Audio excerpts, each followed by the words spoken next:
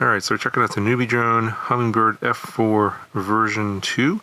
So it's been about 2 years since this has been updated, and a lot of requested features have been added to their latest Tiny Whoop.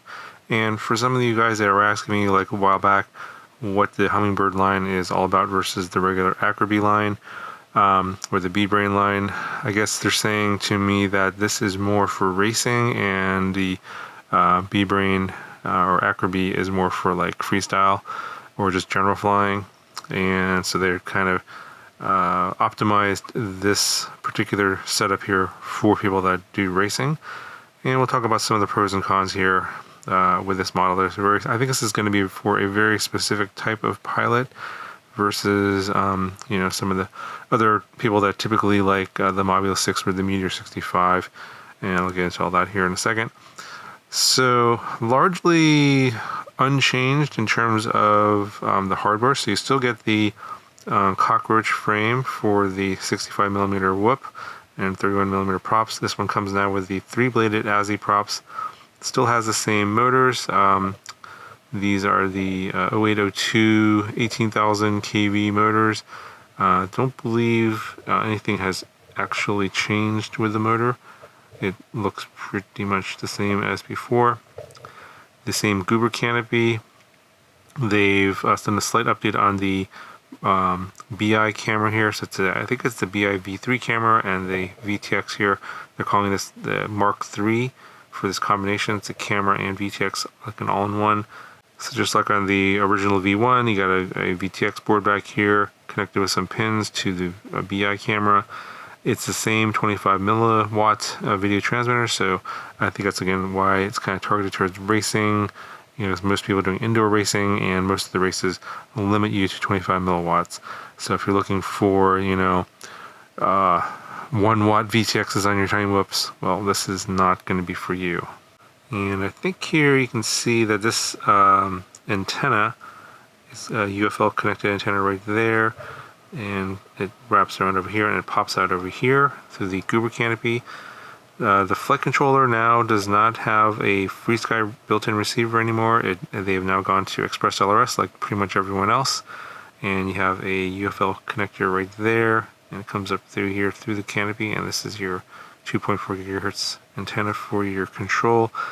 And the flight controller F411, just like before, no Betaflight OSD, and they're using the NewBeeDrone OSD, which is built into the VTX. I explained that in the original video. Same 5 amp EACs, I believe. I think it's got BlueJay firmware on here, and it's got the updated PID tune for. I'm not exactly sure if it's the same Project Mockingbird PID tune, but it comes with a PID tune. I'm not sure who makes it, but NewBeeDrone just say it comes PID tuned out of the box, and so if you're worried about something that's not going to have PID tune, this one they've done the work and put a pretty good PID tune on here. Flies pretty solid. I obviously adjusted the rates for my style of flying, and that's the only thing I changed, but everything else that you see in terms of the flight footage is straight from the PID tune that's on the flight controller out of the box. The built-in receiver for Express LRS is an SPI receiver, so be aware of that. It is actually based on the 4.3.1 Betaflight firmware, so it's going to be Express LRS version 2 that's on here, not version 3. So if you guys are wondering and going to ask me how to get version 3 Express LRS on here, I don't know. Contact NewBeeDrone. They might be able to help you out in terms of getting the right firmware on here, because you need a special build of Betaflight for this board to get Express LRS version 3. Now, personally, I don't think it's worth the trouble, because there's really nothing in version 3 that is going to help you out with this little particular model here. You're probably more likely going to break it, so I would recommend leaving it alone and sticking with version 2 on here.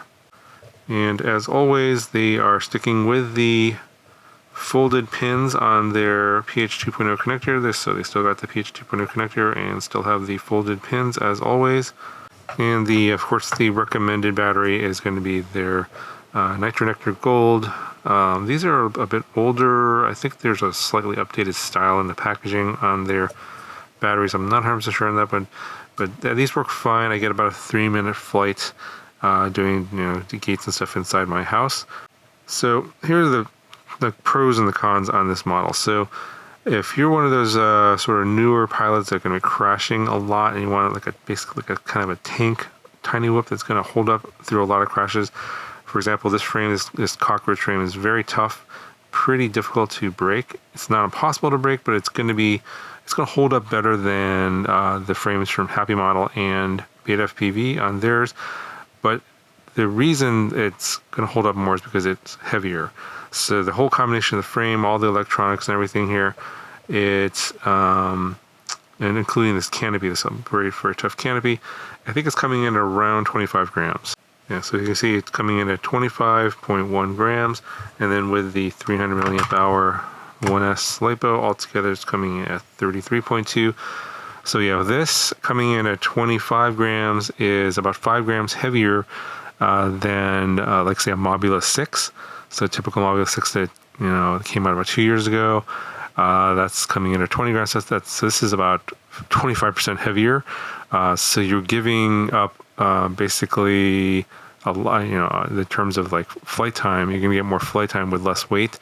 You're giving up flight time for more durability. So on this same battery, on a Mobula 6 at 5 grams less, you can probably squeeze out 3.5 to 4 minutes of flight. So if you're looking for that extra half minute to a minute of flight, on the same battery, you got to go to a lower weight tiny whip. But to get the extra flight time, you're giving up the extra durability. So it's a trade-off as always. Anyway, I think that's going to do it for this video. Not a whole lot of changes from the version 1. I think the main big deal here is the built-in Express LRS on the flight controller, because a lot of you guys have been wanting that. Again, the same sort of trade-offs as before, slightly heavier frame for less flight time. So for those of you guys that have really liked the original Hummingbird but have moved on to Express LRS and been looking for the next version with Express LRS built in, links will be down in the video description if you guys want to check it out. That's going to do it for this video. Talk to you guys later.